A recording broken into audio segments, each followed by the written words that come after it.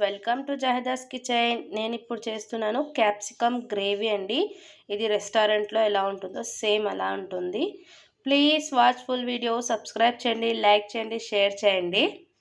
చూడండి, capsicum gravy కోసం ఒక 2 టేబుల్ స్పూన్ అంత కొబ్బరి పౌడర్, ఎండు కొబ్బరి పౌడర్, అలాగే 5 కాజులు, 5 బాదం పప్పు నానపెట్టినవి, అలాగే 1 టేబుల్ స్పూన్ నువ్వులు, 1 టమాటో ముక్కలు, కొద్దిగా వాటర్ వేసేసుకొని మెత్తగా పేస్ట్ చేసేసుకోవాలండి.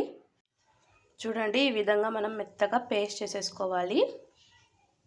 చూడండి, ఈ విధంగా మెత్తగా పేస్ట్ చేసేసుకోవాలి. చూడండి, కుక్కర్ పెట్టుకొని కుక్కర్లో 3 టేబుల్ స్పూన్ అంత ఆయిల్ వేసేసుకొని సన్నగా కట్ చేసిన ఆనియన్స్.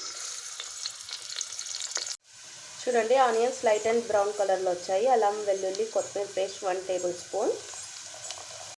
అల్లం వెల్లుల్లి కొత్తిమీర పేస్ట్ పచ్చివాసన వెళ్ళాక మనం గ్రైండ్ చేసేటప్పుడు ఒక టమాటా వేసాము. మళ్ళీ ఇప్పుడు ఒక టమాటో కట్ చేసేసుకొని సన్నగా వేసేసుకోవాలి.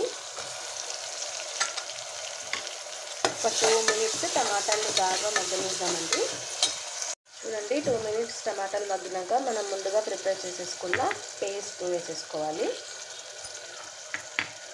అలాగే గ్రేవీకి సరిపోయేంత సాల్ట్, ఒక 1/2 టేబుల్ స్పూన్ అంత కారం, 1 టేబుల్ స్పూన్ ధనియాల పౌడర్, ఒక 2 టేబుల్ స్పూన్ అంత పెరుగు. మనం ఈ మసాలాలన్నీ బాగా మిక్స్ చేసేసుకొని ఆయిల్ సపరేట్ అయ్యేంత వరకు కుక్ చేసుకుందాం. చూడండి, గ్రేవీ అంతా బాగా ఆయిల్తో సపరేట్ అయిపోయింది. ఇది బాగా ఇలా చేసుకోవాలి. ఇప్పుడు మనం దీంట్లో కొంచెం పెద్ద పెద్ద సైజులో కట్ చేసుకున్న క్యాప్సికమ్, వీటిని కూడా మిక్స్ చేసేసుకొని ఒక 2 మినిట్స్ లో ఫ్లేమ్లో ఉడికించుకోవాలి.